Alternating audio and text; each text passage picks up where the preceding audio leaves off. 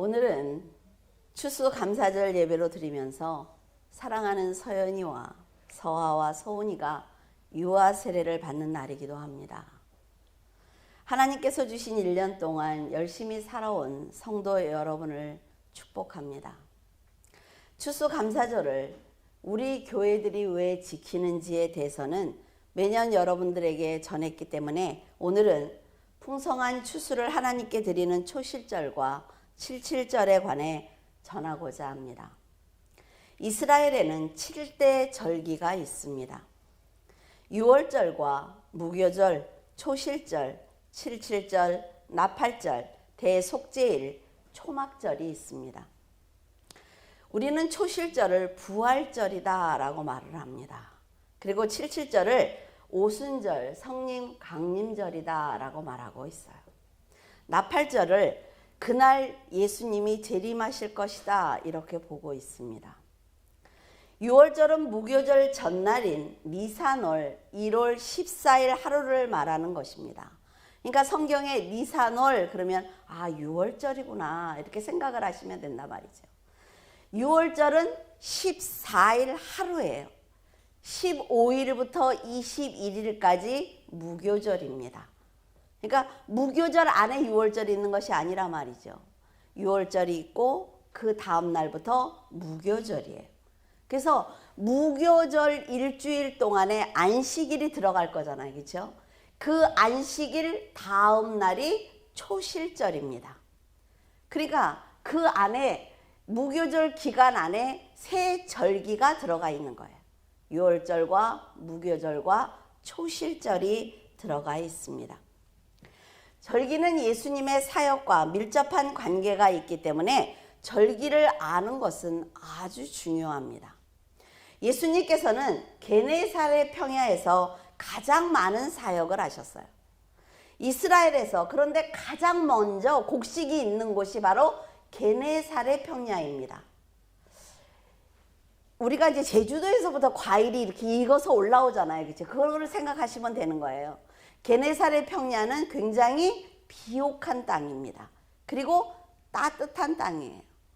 그래서 거기서 가장 먼저 과실이나 보리나 밀이 익기 시작을 합니다. 그래서 거기서 드리는 그 보리를 제일 먼저 추수할 거 아니에요. 거기서 드리는 그 보리를 드리는 날을 초실절이다 이렇게 얘기를 하는 것입니다. 그 다음 날부터 각 지역마다 보리가 있기 시작을 해요. 그래서 각 지역마다 그 다음 날부터 보리를 베서 드리는 거지요. 예수님은 6월절 만찬을 통해서 자신의 죽음을 알리셨습니다. 내가 죽을 거야. 게네사렛 평야에서 자란 보리를 추수해서 하나님께 드리는 그 초실절에 부활하신 거예요. 그러니까 6월절에 알려주고 초실절에 부활을 하신 거지요. 보리는 밀보다 4주에서 6주 먼저 있기 때문에 초실절에는 보리로 드리는 것이고 오순절에는 밀로 드립니다. 그래서 밀로 드리기 때문에 맥추절이다 라고 말하기도 합니다. 77절 후에 맞이하는 절기가 오순절인데 이때는 밀을 추수해서 드리기 때문에 그 49일이라는 시간이 굉장히 중요한 시간입니다. 초실절과 오순절 사이에는 49일이라는 시간이 있으므로 이스라엘 백성들은 49일 동안 아주 간절한 마음으로 지내야 하는 것입니다. 저는 김혜천 집사님이 기도하실 때 은혜를 받았어요. 얼마나 간절하게 하루하루를 우리가 지금 이 백신이 나오고 치료제가 나오기를 기다리고 있는지 바로 이 마음입니다. 오순절까지 49일 동안 하나님께서 그 49일을 지켜주시기를, 건강을 지켜주시기를, 날씨를 지켜주시기를 간절히 원하는 거예요. 우리나라처럼 별을 심어놓고 때가 되면 추수하는 것이 아니라 말이죠. 이스라엘은 하나님께서 때를 따라 비를 내려주시고 바람을 불어주셔야만 보리와 곡식과 밀을 추수할 수 있는 것입니다. 레위기 23장 15절에서 16절 보면 안식일 이튿날, 그럼 안식일 이튿날 뭐라 그랬어요? 초실절이죠. 곧 너희가 요제로 곡식단을 가져온 날부터 세어서 7 안식일을 세어라. 뭐예요? 49일을 세어라. 7 안식일 이튿날까지 합하여 그러면 49일 다음 날은 오순절이죠. 50일 된 날. 그때 새 소재를 여호와께 드리되, 그럼 뭘로 드린다 그랬어요? 밀로 드린다 그랬죠. 하나님께서 백성들에게 보리를 가져온 날부터 날짜를 세어라 라고 말씀을 하셨단 말이죠. 초실절부터 간절한 마음으로 날짜를 세면서 7 안식일의 수요를 채우고 오순절에 밀을 추수해라 라고 말씀을 하신 것입니다. 모든 환경을 주관하시는 하나님만 의지해 라는 말씀이에요. 이 말씀은. 여러분은 날짜가 되면 통장으로 어때요? 월급이 따박따박 들어오잖아요. 그러니까 간절하지 않아요. 이들의 마음을 이해하지 못할 수도 있습니다. 아니 49일 되고 50일째 되면 밀을 추수하면 되지, 이런 생각을 할 수 있지만 절대로 그렇지 않단 말이죠. 이스라엘은 보리 파종을 11월에 하고 추수는 6월절 기간에 합니다. 그러니까 여기는 11월부터 1년이 시작되는 거예요. 돌아가는 거죠. 보리를 추수하기 위해서는 아주 차가운 북서풍이, 비를 동반한 북서풍이 일주일 동안 불어줘야 돼요. 일주일 동안. 자, 이게 7일이에요. 7일이면 첫 주에는 아주 추운 차가운 북서풍이 일주일 동안 불어줘야 밀들이 연그는 것입니다. 그 알이 차는 거죠. 이때 만약에 북서풍이 안 불고 남동풍이 불어서 뜨거운 바람이 오면 밀추수는 망하는 거예요. 그러니까 얼마나 간절하겠어요. 그때부터 그 일주일 동안을 위해서 기도할 거 아니에요. 그렇죠? 보리를 수확하고 하나님께 초실절 제사를 드리는 것은 하나님께서 날씨를 주관하셔서 우리에게 양식을 주신 것에 대한 감사를 드리는 것입니다. 초실절을 맞이해서 딱 보리를 베고 난 다음엔 얼마나 마음이 뿌듯하겠어요. 하나님께 너무나 감사하겠죠. 나머지 이 6주간은 사막의 열풍을 동반한 남동풍이 불어야 돼요. 그래야만 그 과실들이 꽃을 피우기 시작을 하는 거예요. 그 북동풍이 불 때는 과실들이 꽃을 안 피워요. 너무 추우니까. 근데 그 일주일이 딱 지나서 남동풍이 불기 시작하면 과실들이, 꽃들이 막 피기 시작을 하는 거예요. 그래서 열매를 맺기 시작을 하죠. 그리고 밀이 익어가기 시작을 해요. 우리나라처럼 사계절이 있고 때를 따라 비와 햇빛을 골고루 내려서 농사를 지을 수 있는 이런 기후를 가진 거는 아주 축복입니다. 우리나라는 날짜를 세면서 비가 오기를 기다리지 않잖아요. 막 벼가 익어야 되는데 막 이러지 않잖아요. 그죠? 그러니까 우리는 얼마나 복된 나라에서 살고 있어요. 남동풍이 불면 꽃이 피기 시작을 하면서 열매를 맺는데 열매가 5가지가 있습니다.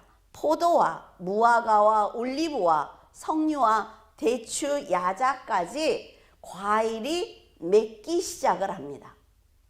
밀추수가 끝난 10월 15일에서 21절 그날을 초막절로 지켜요. 추수를 다 하고 난 다음에 초막절을 지키는데 이때는 대추수 예배를 드립니다. 하나님께 너무 감사하니까 그때는 7가지를 드리는 거예요. 보리와 밀과 과일 5가지를 드리죠. 그래서 크게 잔치를 합니다. 완전히 막 난리가 난 거죠. 이스라엘 전체가. 하나님이 1년 농사를 풍작을 주셨으니까 너무 감사해서 예배를 드립니다. 재미있는 것은 성소에 들어가 보면 오른쪽에 떡상이 있어요. 들어가면 그림이 떴죠. 자, 여기서 문이에요. 여기가 문인데 문으로 들어가면 오른쪽에 떡상이 있고 왼쪽에 촛대가 있습니다. 이거는 큰 의미가 있다고 해요. 그것은 떡은 보리로 만드는데 떡이 있는 쪽이 북쪽이에요. 그러니까 하나님이 북서풍을 불어서 우리가 이렇게 보리 추수를 할 수가 있습니다. 감사합니다라는 의미로 북쪽에 놓는다고 해요. 그 다음에 촛대는 남쪽에 있잖아요. 지금 왼쪽에, 남쪽에 있는데 이때는 남동풍을 불어서 우리가 이렇게 올리브를 따서 기름을 드릴 수가 있습니다. 이렇게 촛대를 밝힐 수가 있습니다. 라는 의미로 남동쪽에 놓는 거예요. 그래서 성막을 보면서 이렇게 놓는 위치도 다 이유가 있구나라는 것을 배웠어요. 하나님께서 때를 따라 북서풍과 남동풍을 불어주지 않으면 이스라엘 백성들은 모두 어려움을 겪을 수가 있습니다. 백성들의 불신앙으로 인해 하나님의 진노를 받고 농사를 망친 사건이 사무엘상에 기록이 되어 있습니다. 사무엘상 12장 13절에 보면 이제 너희가 구한 왕, 너희가 택한 왕을 보라. 여호와께서 너희 위에 왕을 세우셨느니라. 백성들이 이방인들을 보니까 하나님을 믿지 않는데도 너무나 잘 산다 말이죠. 그러니까 하나님 필요 없습니다. 우리에게 강력한 사람으로 된 왕을 주십시오 라고 백성들이 원했어요. 그러자 사무엘은 여호와 하나님께서 어떤 은혜를 베푸셨는지 간곡하게 설득을 합니다. 그러나 그들은 끝까지 사울을 왕으로 세워달라고 외쳤죠. 하나님께서 그토록 가나안에 들어가면 유일하신 하나님, 그 하나님만 믿어라라고 말씀을 하셨는데 지금 이스라엘 백성들은 하나님을 버리고 세상 풍조를 따르고 있는 것입니다. 백성들을 설득하기 위해서 최선을 다하는 사무엘에게 하나님께서는 그만해, 그들의 부탁을 들어줘 라고 말씀을 하세요. 때를 따라 비를 내리시고 바람을 불어주셨지만 백성들은 하나님에 대한 감사를 잊고 말았단 말이죠. 우리가 만약에 100만 원을 벌어요. 그러면 그 100만 원을 버는 나는 당연한 거예요. 그리고 200만 원을 버는 사람을 쳐다보는 거죠. 왜 하나님이 나한테 200만 원을 안 줘? 내가 10만 원을 벌 때가 있었단 말이에요. 그래서 하나님이 내 실력을 키우면서 단계적으로 올려주고 있어요. 그러면 하나님을 보고 따라가야 되는데 나는 지금 이 정도의 사람이야. 그러니까 하나님이 없어도 돼. 왜? 내 힘으로 저 200만 원을 버는 사람 자리에 내가 앉을 수가 있어. 이게 사람이라 말이죠. 그러니까 하나님이 그래? 그러면 한번 해봐. 어때요? 그 자리를 빼앗아 버리는 거예요. 우리가 어느 날 길을 가다 보면 막 이게 나무가 큰 아름드리가 서 있다가 어느 날 그게 없어질 때가 있어요. 밑둥만 남고 깜짝 놀라죠. 어머, 이 나무 어디 갔어? 부러졌대. 이번 태풍에 부러졌대라는 얘기를 듣는단 말이에요. 뭐예요? 하나님이 붙들어 주지 않으면 안 된단 말이에요. 그런데 이들은 왕정제도를 간절하게 원하고 있는 거예요. 하나님 필요 없어. 하나님이 우리가 성경을 보면 어때요? 내가 출애굽했을 때 뭐예요? 잊지 마 라는 얘기거든요. 처음을 잊지 마. 근데 우리는 항상 그걸 다 잊어버려요. 우리가 우리의 자녀를 키우면서 자녀를 보는 마음을 하나님의 마음으로 대입해 보시라 말이죠. 그러면 이해할 수가 있어요. 부모의 품을 떠나서는 절대로 살 수 없는 아이들이 이제 내 힘으로 살 수 있습니다 하고 부모의 품을 떠나면 그 부모는 어때요? 마음이 참담할 것입니다. 아직 멀었는데, 더 키워야 되는데, 그런 여러 가지 생각이 있잖아요. 보리 추수를 하고 난 후에 49일 동안 하루하루 날짜를 세는 간절한 심정으로 살아라 라고 분명히 말씀을 하셨는데 백성들은 하나님 없이도 잘 사는 이방인들처럼 나도 잘 살고 싶다는 것이죠. 그래서 하나님을 왕의 자리에서 몰아내는 것입니다. 과연 택함받은 백성들이 하나님을 떠나서 잘 살 수가 있을까요? 만약 내가 택함을 받은 자녀가 아니라 사생자라면 하나님은 버리실 것입니다. 세상에서 아무리 잘 살아도 그래 갖고 가. 마지막 날 너와 나는 얼굴 볼 일이 없을 거야 라고 말씀하실 거예요. 하나님께 택함받은 백성과 성도들은 하나님의 은혜를 떠나서는 절대로 살아갈 수가 없는 것입니다. 하나님을 믿지 않는 세상 사람들이 잘 사는 것처럼 보여도 이 세상이 마지막이 아니기 때문에 여러분 하나님과 끝까지 함께 가야 하는 것입니다. 가나안 백성들은 북서풍이 불어야 될 때는 북쪽에 있는 신에게 제사를 지냈어요. 그리고 남동풍이 불어야 될 때는 남쪽에 있는 신에게 제사를 지냈단 말이죠. 그러나 전능하신 하나님께서는 백성들이 평안과 안식을 누리며 살아갈 수 있도록 이른 비와 늦은 비를 주시고 북서풍과 남동풍을 불어주셔서 의식주를 해결해 주셨습니다. 세상 사람들이 보면 똑같을 거예요. 그때 그 바람 불었잖아. 이방 신에게 제사를 하든 하나님께 제사를 하든 다르다 말이죠. 그러나 이스라엘 백성들은 먹고 사는 문제가 하나님 없이도 돼 라는 생각을 했어요. 강한 왕을 세워진다면 우리는 더 넓은 땅을 차지할 수 있을 거야. 하나님께서는 그들이 원하는 대로 사울을 왕으로 세워주셨습니다. 사무엘은 하나님을 버린 그들을 향해 이렇게 외칩니다. 사무엘상 12장 17절에 오늘은 밀 베는 때가 아니냐. 그 뭐예요? 오순절이라는 얘기예요. 내가 여호와께 아뢰니 여호와께서 우레와 비를 보내사 너희가 왕을 구한 일 곧 여호와의 목전에서 범한 죄악이 큼을 너희가 밝히 알게 하시리니. 초실절에 보리 수확을 시작한 그들은 49일 후에 맞이하는 오순절에 무르익은 밀을 수확해야 합니다. 지금 밖에 보면 어때요? 막 밀이 넘실넘실 하겠죠. 그러니까 기분이 좋다 말이죠. 하나님 없어도 된다는 거죠. 지금 사무엘의 말을 들어보면 오순절인데 밀을 추수해야 하는 이때에 만약에 우레와 비가 내린다면 1년 농사를 모두 망칠 수 있어. 이 얘기를 하고 있어요. 이 밀농사 이때 비가 오면 밀을 수확할 수 없다 그래요. 그냥 다 그 안에가 쭉정이가 되는 거죠. 그러니까 이거를 너희들이 수확을 해도 얼마나 가난하겠어요. 힘들고. 그런데 너희들이 그렇게 수고하고 49일 동안 기다렸지만 세상에 왕을 세우는 것이, 하나님을 버리는 것이 얼마나 악한 선택인지 내가 알려줄게 이 얘기예요. 우주 만물을 주관하시는 하나님께서는 간절한 마음으로 49일을 세라는 그 명령을 거역한 그들을 책망하셨습니다. 북서풍과 남동풍이 부는 것이 당연한 게 아니라 말이죠. 여러분들이 하루하루를 사는 것이 당연한 게 아니에요. 하루에 사고로 죽는 사람들이 얼마나 많아요. 어려움을 당하는 사람들이 얼마나 많습니까?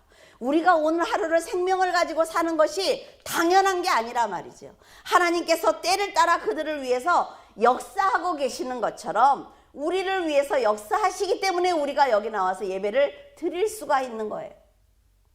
이스라엘에 거주하시는 목사님이 하시는 말씀을 들었어요. 10년이 넘도록 이스라엘에서 살고 있는데 북서풍과 남동풍이 불 때 한 번도 그걸 그때 비가 오는 걸 한 번도 본 적이 없대요.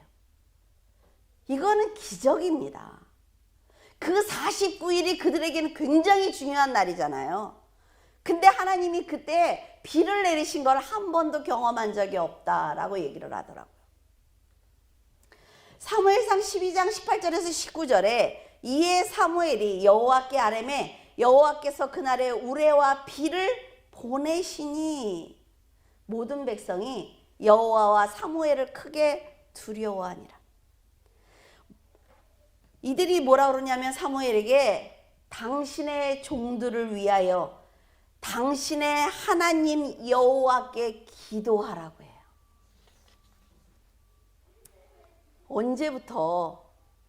언제부터 하나님이 사무엘의 하나님입니까?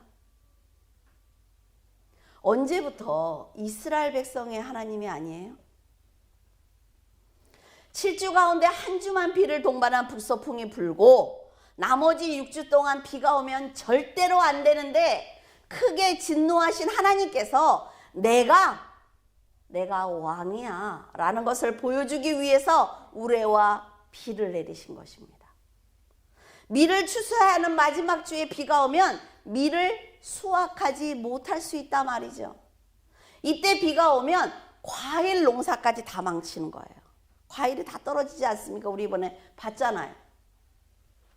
이스라엘 백성들은 1년 동안 큰 어려움을 당하게 될 것입니다.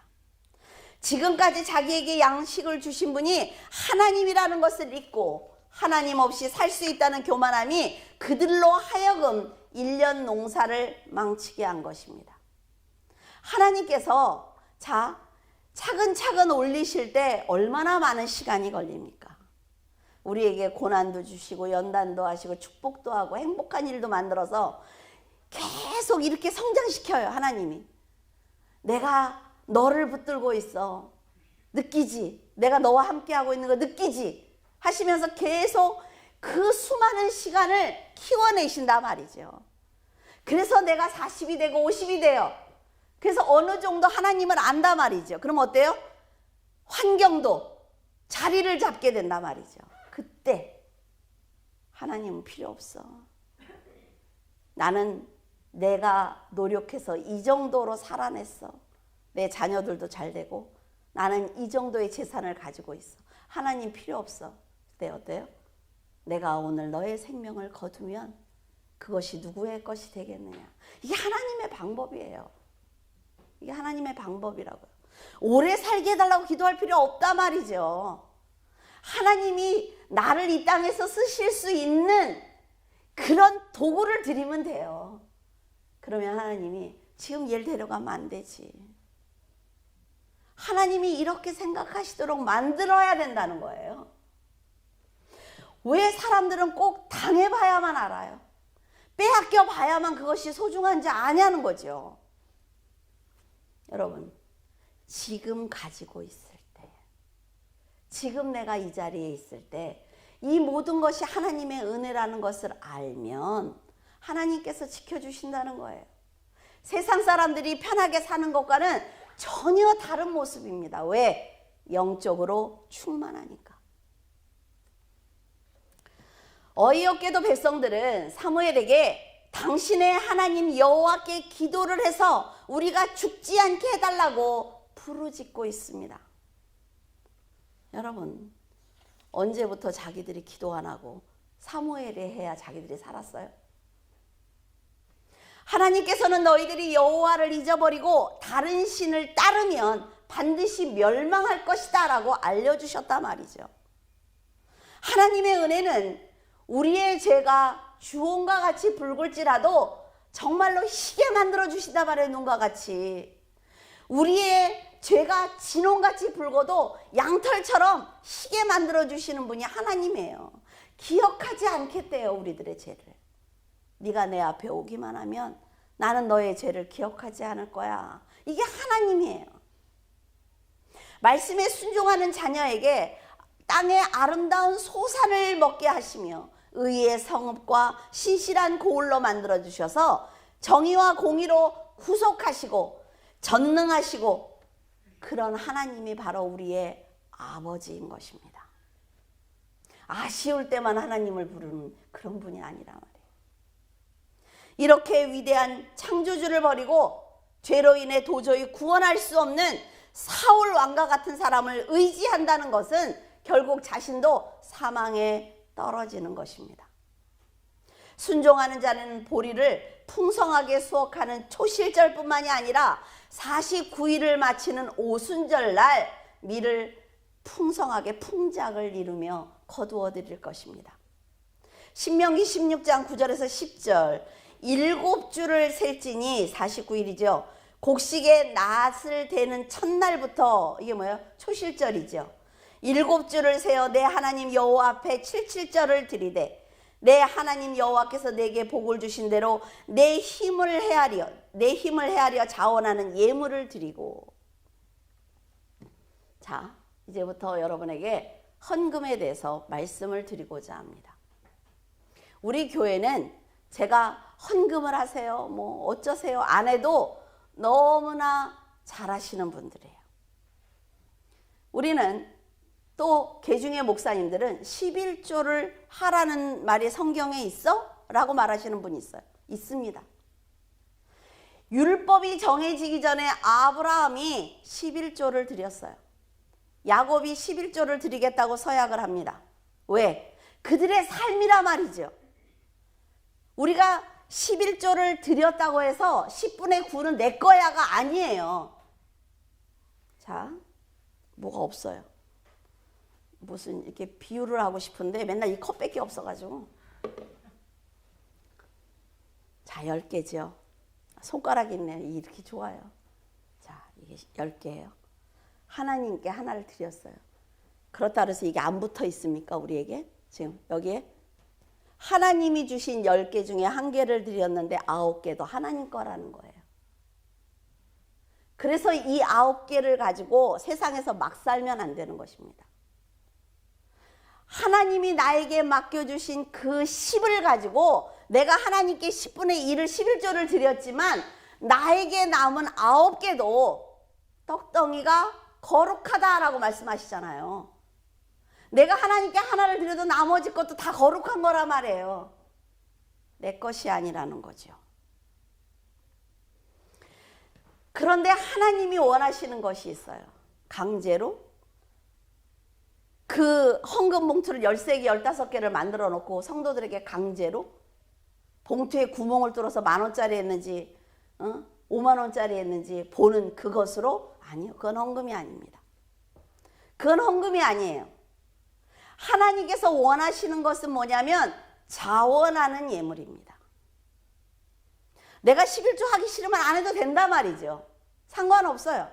그러나 하나님과 내가 계산을 나중에 할 때 과연 내가 하나님께 어떤 말씀을 드릴 수 있느냐는 것입니다.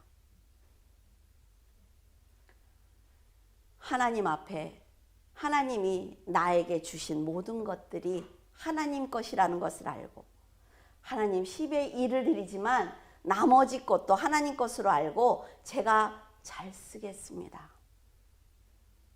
그래서 그 돈을 가지고 흥청망청 저는 며칠 전에 유튜브에서 그 성소수자 동성하는 그런 걸 막는 목사님이 계세요. 그분이 그 카페가 있더라고요. 그분이 가입을 해서 거기 올라오는 걸 다 보시더라고요. 그런데 어떤 한 사람이 올라와서 그 사람하고 대화를 시작을 했대요. 대형교회 안수 집사래요. 자기가 밝히는 거예요. 대형교회 안수 집사인데 남자를 찾고 있는 거죠. 그래서 만나기로 해서 만나는 그 영상이 다 있더라고요. 뭐라 그런 줄 알아요? 여자는 비싸서 남자가 싸니까. 자식도 두 명이나 있고. 그러면 안수 집사라는 말이나 하지 말지. 그걸 이렇게 보고 있는데 막 부들부들 떨리더라고요. 우리 교회 안수 집사님들은 안 그러시죠? 그러니까 그 목사님이 당신을 한 번 더 여기서 보게 되면 이걸 다 돌리겠다, 이 영상을 당신네 교회에 얘기하더라고요. 그 목사님 얼마나 기가 막힐까요? 하나님께서는 우리에게 인생을 주시고 49일 동안 너희가 날마다 세라고 말씀하신 것처럼 내 나이를 세면서 하나님 앞에 부끄럽지 않게 살아야 된단 말이에요. 죽기 한 1년 전에 회개하고 하나님한테 잘하다 가면 되지. 언제 죽을 줄 알고. 하나님이 이렇게 오늘 비를 내릴지 어떻게 알아요? 그래서 하나님은요, 49일을 세면서 간절한 마음으로 세면서 너희들이 77절을 지켜달라고 말씀하셨어요. 77절이 뭔지 아시겠죠, 이제? 하나님께서 때를 따라 북소풍을 불어주시고 난동풍을 불어주신 은혜로 추수할 수 있었기 때문에 그 은혜를 절대로 잊으면 안 된단 말이죠. 당연한 건 없습니다, 세상에. 당연한 게 어디 있어요. 하나님께서 역사하시는 동안 백성들은 자기 자리를 지키고 있어야 돼요. 날마다 세면서 내 자리, 성도의 자리를 지키고 있어야 하는 거지요. 이렇게 순종하는 삶을 살 때 하나님께서 큰 수확을 하게 하시는 것입니다. 이런 은혜를 잊으면 이스라엘 백성들은 우리도 자신이 왕이 되는 거예요. 사람을 왕으로 세우려고 해요. 사람을 붙들면 되지. 저 사람한테 잘 보이면 돼. 천만에요. 재물을 왕으로 섬기는 것입니다. 하나님께 자원해서 예물을 드리느니 조금 덜 드리고 그걸 모으면 되지. 근데요, 그거 굉장히 어리석은 생각인 거 아십니까? 하나님께 하나님의 것을 드리기 시작을 하면, 제가 그런 얘기를 했잖아요. 정말 부업을 하면요 20만 원 이상을 못 벌어요. 그러니까 3가지를 했어요, 제가 한 달에. 그러면 잘 시간이 있어요, 없어요? 하루에 2시간 이상을 못 자요. 왜? 자식을 키워내야 되니까. 그런데 11조를 띄고 나면 그 다음 달에 쓸 게 없어요. 알잖아요, 카드값을 돌려막는 사람들이 어떤 삶을 사는지. 그래도 가장 먼저 떼었어요. 근데 여러분, 하나님께서 도와주시기 시작을 하면 여러분들이 상상하지 못하는 일들이 일어납니다. 이런 멋진 하나님하고 가야지. 그 극하신 거 몇만 원 띄어가지고 하나님한테 안 드리고. 참, 어떤 목사님 보면은 당신은 또 뭐 돈에 미쳐서 또 이렇게 해서 올리겠네 나한테. 그렇게 올린 사람도 있어요. 여러분, 여러분에게 돈을 내라는 것이 아닙니다. 돈을 내라 그러면 전 설교마다 다 끼워 넣겠죠. 돈을 내라는 게 아니에요. 하나님을 사랑하는, 자원하는 그 사랑하는 마음, 하나님을 향해서 자원하는 시간을 드리는 그 마음, 하나님이 나에게 주신 그 예물을, 재물을 드리는 그 자원하는 마음이 필요하다는 것입니다. 백성들에게 하나님께 자원해서 예물을 드려라 라고 말을 했습니다. 때를 따라 역사하시는 하나님을 잊지 말고 감사하는 마음으로 예물을 드리라고 하신 거예요. 우리는 많이 받는 건 좋아하는데 드리는 건 싫어해. 이건 공평하지 않잖아요, 그렇죠? 하나님께서 여러분의 인생 중에 어떤 기적을 보여주셨습니까? 큰 은혜를 받을 때마다 여러분은 하나님께 자원해서 어떤 예물을 드리셨어요? 기적은 내 거고, 들어오는 돈도 다 내 거고, 사람들에게 인정받는 명예와 내 자존심 다 내 거고, 하나님께 드리는 건 드릴 수 없어. 근데 여러분, 계산하면 안 돼. 처음에 하나님께 내가 100만 원 드려야지. 그 다음날 계산했어. 그러면 그래, 얘 학원비도 했으니까 50만 원. 또 계산해. 그 다음날 그래, 맞아. 또 이거 뭐 이렇게까지 많이 드려? 20만 원. 하나님께 드리는 액수는요 줄게 되어 있습니다. 그래서 하나님 뭐라 그래요? 자, 네가 이걸 자원해서 드리기로 했어. 근데 드리기 싫어. 그래서 이걸 드리겠다고 하면요, 이것도 거룩하다. 다 내 거야 라고 말씀하셔요. 이게 성경에 있는 거예요. 제가 얘기하는 게 아니라.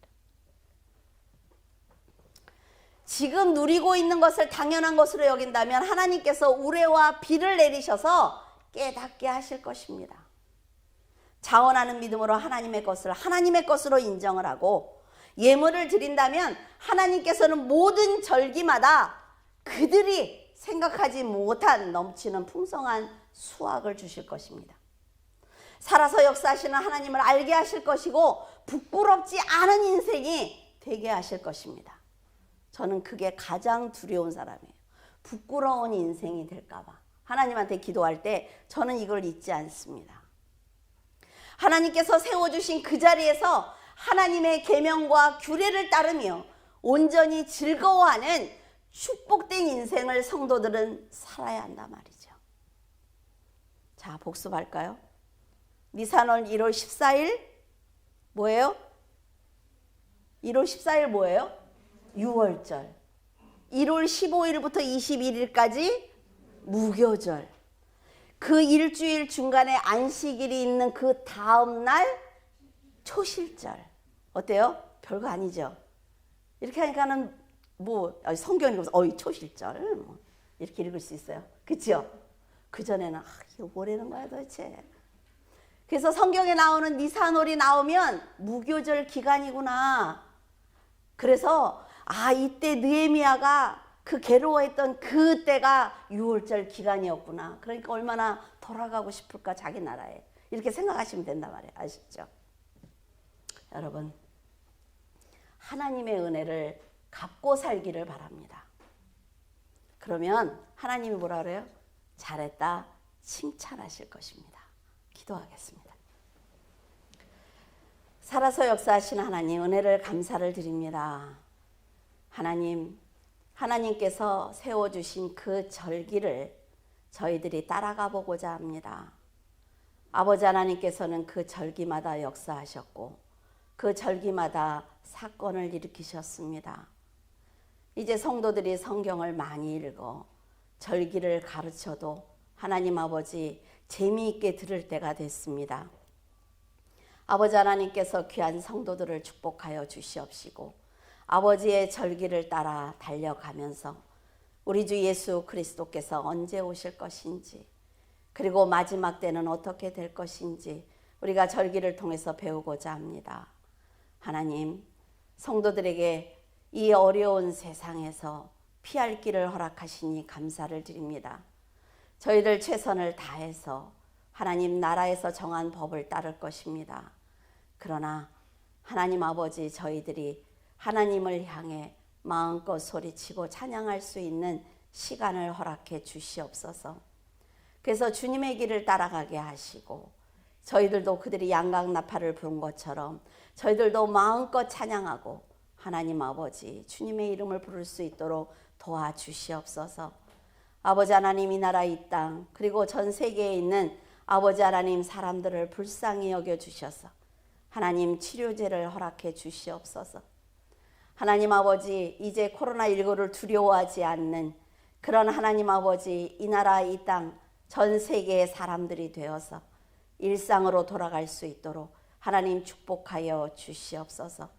귀한 성도들을 지켜주시고 저희 교회 하나님 아버지 귀한 자녀들을 축복하여 주셔서 하나님 아버지께서 보호의 울타리가 되어 주시옵소서. 강건하게 하시고 하나님 아버지 영적으로 성장하게 하시며 하나님 아버지께서 이 전염병을 다 거두어 가시는 날 저희들 할렐루야 찬양하며 하나님 아버지 건강한 저희들을 하나님께 보여드릴 수 있도록 도와주시옵소서. 오늘 하나님 아버지 유아 세례를 하나님 아버지 하고자 합니다.